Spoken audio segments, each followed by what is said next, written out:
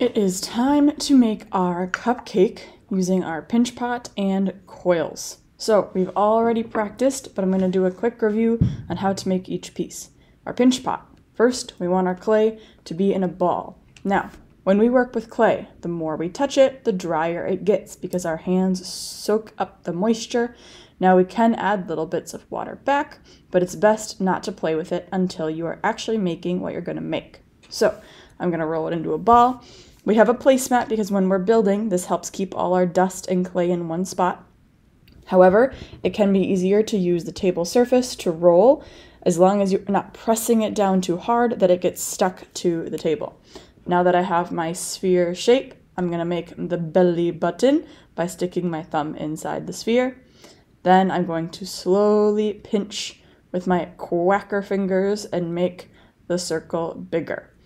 You'll notice that it's a little bit harder than the Play-Doh. It should also be stronger than the Play-Doh. So as I pinch, it gets bigger and bigger and bigger. I want to make those walls thinner, about the width of my pinky, to make sure they are strong, but that I'm not wasting clay and I can actually make a good sized cupcake. Now, once we're done making the pinch pot shape, we want it to be able to sit flat, so it's very important to tap the bottom to make it flat. There are a few different tools you might have at your table. In this case, I could use the tool to continue the line all the way up to the top, or I could even use it to cut off the extra and only have the cupcake base at the bottom. One thing I'm noticing is that my edges are not even, so I'm actually going to turn it upside down and tap it upside down so that this all becomes even, and then I can continue to pinch and form my cupcake. Once I have my base created to the best of my abilities, next we need to make our coil frosting. Your pinch pot base should not take very long because the cupcake frosting is what takes longer. So make sure not to spend all your time on the cupcake part.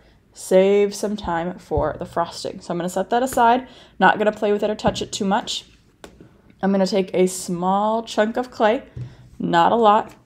I'm going to kind of squeeze it into an oval, and then I can start using the table to roll it out. Remember, your fingers stay close together and spread.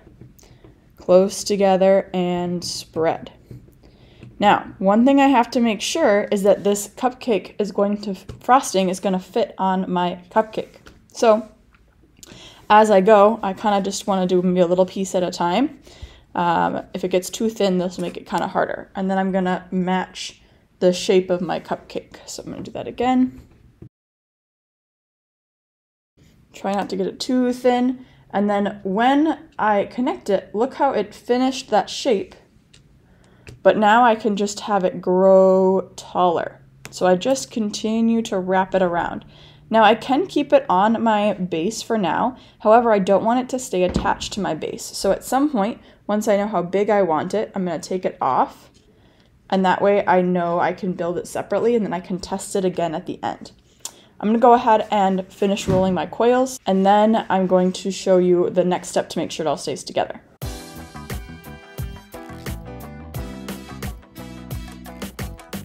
Okay, so now I have my frosting and my cupcake base. Now the frosting needs to be smoothed to make sure all those coils stay together. This is where tools like your popsicle stick, even this kind of knife shaped tool might help. You want to very carefully hold your coils and you want to smear that clay together. So look how as I blend it, I'm kind of pulling down from the top, not very hard, just enough to kind of smooth where the coils connect. Sometimes it helps to use your fingers a little bit too. You're gonna have to figure out what the best technique for your own clay is.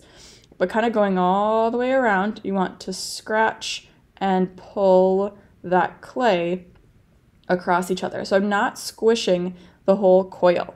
It's really just the surface of the coils are getting scraped and pulled together. Pulled down a little bit. So I'm going to go ahead and do this and smooth the whole inside of my coils. Once I've done this, I can take a tiny bit of slip, that's the water in the clay in the cup, and kind of just smooth the inside, because if I leave all those little pointy edges, once it is fired and hard, they could be kind of scratchy. So I'm gonna just take a tiny bit of water, not a lot, and smooth the inside of that clay. If you had an area where you couldn't quite connect the pieces of clay, you could take from your leftover clay and just make a little ball and press it into that opening.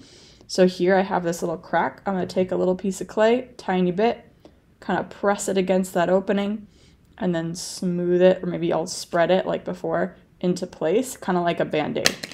So you can just spread and smear all those openings closed. Now that you've gotten your basic coil, go ahead and test it. Make sure it fits on top of your clay base, your cupcake bowl, so that they can sit together. Now, if you have extra time today, this is where you can make decorations for your cupcake.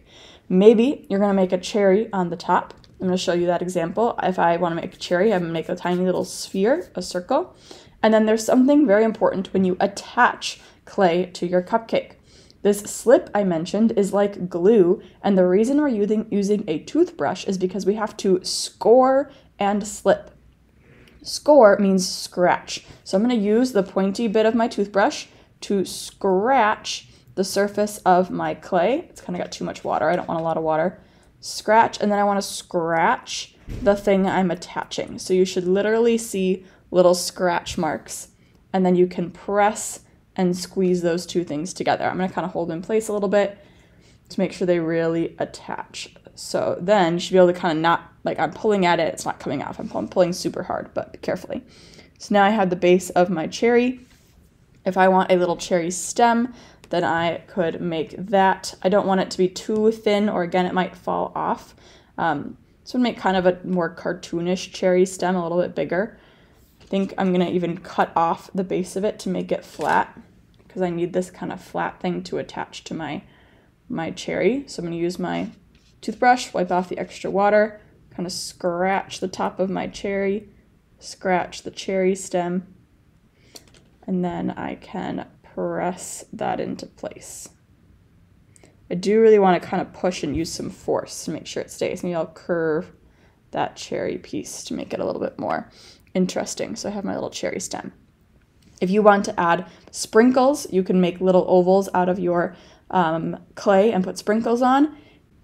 Once you have made all your pieces, you have scratched and slipped them together, then it is ready to dry. You're going to look for your initials on the drying area that I show you, and that is where your cupcake will stay and dry. Keep your cupcake together as a whole when it dries. Even though we are not keeping these attached, just make sure there is no slip or scoring between your frosting and your base, and once they dry, I should be able to pick up the frosting and it'll come off. But while it's drying, keep it together like this so I don't lose track of whose is whose. Let's make our clay cupcakes.